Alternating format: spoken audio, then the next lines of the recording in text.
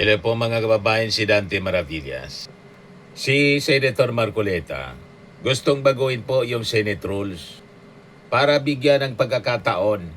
Bigyan pa rin ng pagkakataon nitong si Bato de la Rosa, mga kababayan, na makapag-participate sa impeachment trial kay Sara Duterte.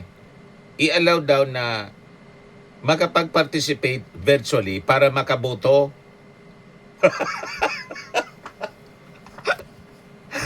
Ganun katindi itong mga Duterte senators. Yan po yung proposal ni Marcoleta.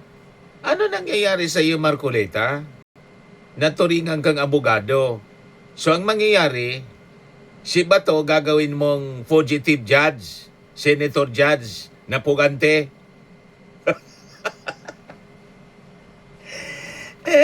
Para i-acquit, sigurado na ang boto, mga kababayan ni Bato de la Rosa, kung i-allow na mag-participate at makapagboto pa rin, acquittal. Hindi yan titingin sa ebidensya, titingin siya sa alyansa. Payag kayo sa ganyan sistema, mga kababayan? Ang uupong judge, senator judge, isang puganti sa batas. At siguradong acquittal yung boto. Talaga ito, sinalaula na talaga ng mga Duterte senators ang Senado. Mga kababayan, huwag kayong papayag sa minority.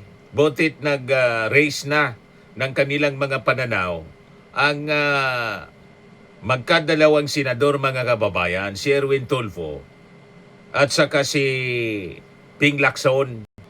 Sa proposal po ni Rodante Marcoleta, sabi dito sa balita, Tulfo opposes virtual attendance for Bato in impeachment trial.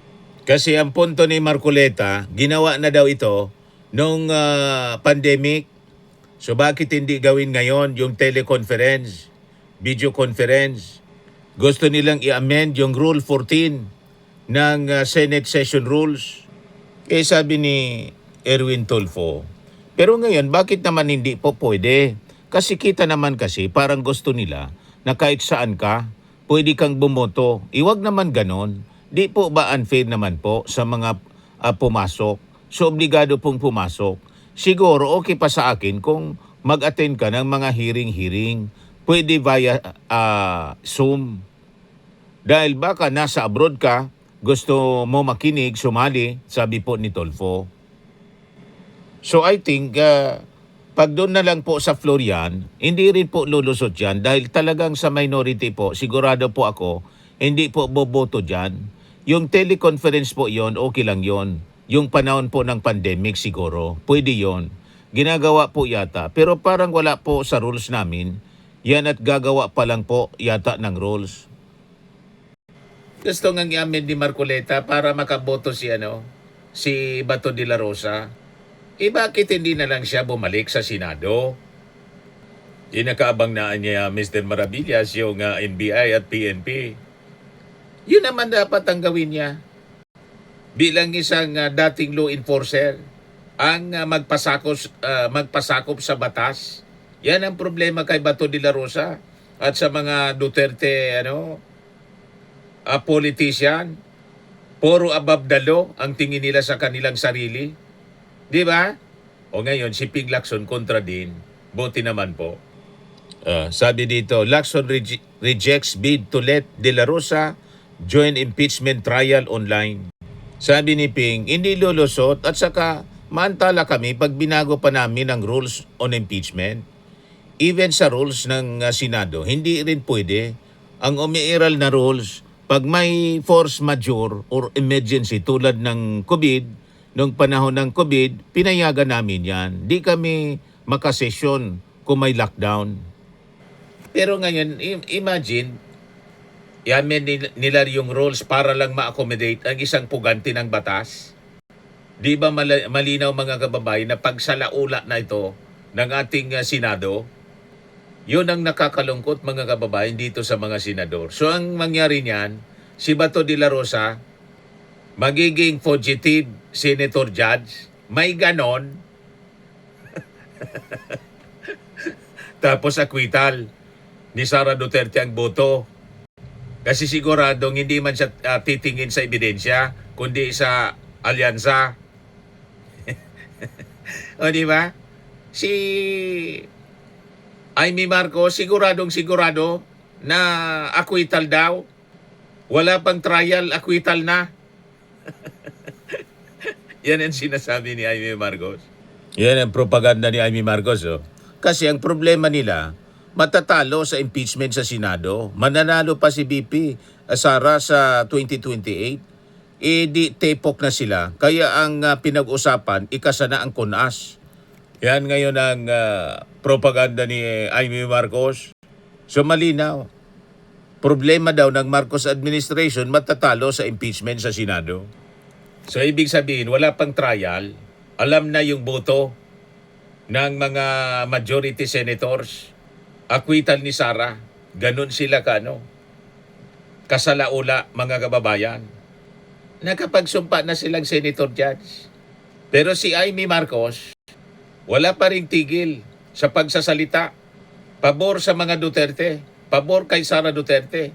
So wala siyang neutrality na pinapakita. Lahat ng Duterte senators, walang neutrality. Kita ninyo, mga kababayan?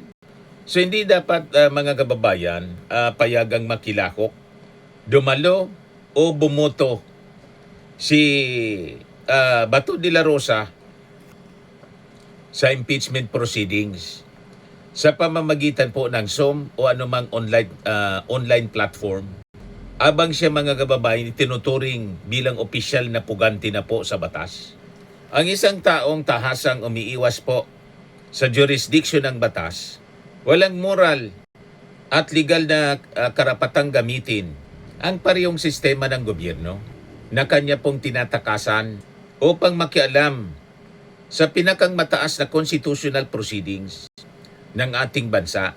Tama po. Ang batas po ay dapat sinusunod ng walang pinipili. Ang pananagot sa batas o accountability ay obligasyon ng bawat opisyal. Kailangang i-protect natin ang institutional integrity ng Senado. Ang kredibilidad ng Senado bilang isang hukuman. Dapat i-strictly observe yung equal application of justice. Dapat wala pong double standard sa ating lipunan. Kapag kasi pinayagan natin na ang isang senador na nagtatago sa batas, makaboto online habang iniiwasan niya yung pag-aresto, ginagawa pong katawa-tawa yung buong sistema ng hustisya dito sa ating bansa. At pinapatunayan lamang na may espesyal na pribilehiyo ang mga may kapangyarihan. Imagine that, first time in history, ng isang pugante uupo bilang isang senator judge. Di ba? Magiging laughing stock tayo sa buong mundo mga kababayan. Si Bato po ay may valid warrant of arrest. At opisyal na siyang tinuturing na isang pugante sa batas. At sa kalabag ito sa internal rules ng Senado, bawal ang remote attendance ng isang pugante. Hukuman po ang Senado, hindi webinar. Yung impeachment po. Ang impeachment trial ay hindi po siya isang ordinaryong online meeting, podcast, or virtual forum. Obligasyon ng isang senator judge ang pisikal na pagharap upang mapanatili po yung integrity ng paglilitis. Hindi po katanggap-tanggap ang isang setup kung saan ang isang opisyal ay absent physically, saka wanted pa ng mga authorities. Ngunit active politically online. Ano yon? Di ba? At saka walang legal na karapatang humigi ng pabor ang isang pugante. Tumatakas ka nga sa batas tapos humingi ka ng pabor. Di ba? Sa ilalim ng doktrina ng clean hands, ang sino mang nagtatago sa batas, walang karapatang humingi ng pabor, remedyo o konsiderasyon mula sa gobyerno. Nagtatago ka nga eh. Ang pagiging pugante mga kababayan ay may kaakibat ng pagkawala ng mga karapatan, forfeiture ng mga pribilehiyo. Ang kanyang sadyang pag-iwas sa warrant of arrest ay paglabag mga kababayan sa kanyang sinumpaang tungkulin bilang isang mamamayan at bilang isang hinalal na opisyal ng bayan. Yun ang kalagayan ni Bato de la Rosa. Isa siyang malaking insulto sa ordinaryong Pilipino. Pag pinagbigyan mga kababayan si Bato, masisira yung tinatawag na equal justice, kung saan dapat pantay para sa mayayaman at na may kapangyarihan at saka sa ordinaryong Pilipino. So hindi po pwede na paintulutan ng isang absentee senator fugitive judge. Kung papayagan siya, it will be a mockery of justice, mga kababayan. So magbibigay ito mga kababayan ng maling mensahe ng Estado sa ating mga mamamayan. Ang magiging implikasyon nito, ang mahirap na Pilipino ay kailangang sumuko at makulong kapag may warrant. Pero ang isang makapangyarihang senador ay pwede palang mag-meeting habang nagtatago sa batas. Worse, para pa umaktong senator fugitive judge. O di ba katawa-tawa, mga kababayan, ang gustong mangyari ni Senator Marcoleta? At saka, paano irerespeto ng ating mga mamamayang Pilipino ang hatol ng impeachment court? Kung ang isa sa mga bumoto mga kababayan ay mismong nagtatago at lumalabag sa batas, di ba po? So gagamitin na naman nila sa kanilang propagandang inaapi si Bato de la Rosa, political persecution, tinatanggihan ng karapatan. Ang tunay na issue dito, integrity ng Senado na dapat proteksyonan natin, mga kababayan.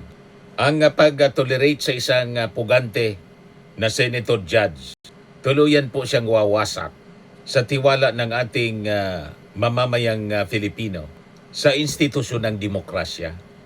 Sa protection po sa ating institusyon, ang pagtanggi sa kanyang online participation. At saka magiging very dangerous president siya kapag pinagbigyan ng ganitong uri ng sistema. Ang mangyayari niyan, magbubukas ito ng isang napaka-delikadong tradisyon sa batas. Sa susunod niyan, sino mang mambabatas, hukom o opisyal na may warrant of arrest, maaari na silang magtago pero mag-online attendance at patuloy na magdidikta sa kapalaran ng ating bansa nang hindi po nahuhuli o napapanagot sa batas. Gusto natin ang ganyang uri ng sistema po. So mangyari niyan, ito ang simula ng pagkaagnas ng kapangyarihan ng mga korte at ng ating mismong konstitusyon. So ang dapat na gawin ni Bato de la Rosa, humarap sa batas. Sumuko na siya at magsailalim sa jurisdiksyon. Humarap sa tamang korte para sagutin yung mga aligasyon laban sa kanya. So ang isang tao, mga kababayan na nagtatago sa batas, ay hindi dapat po payagan na magdikta ng kapalaran ng impeachment trial. Hindi pwede pong fugitive sa gabi, pero senator judge via Zoom sa umaga. So kapag ang batas ay hindi pantay para sa lahat, doon po nagsisimulang bumagsak ang hustisya.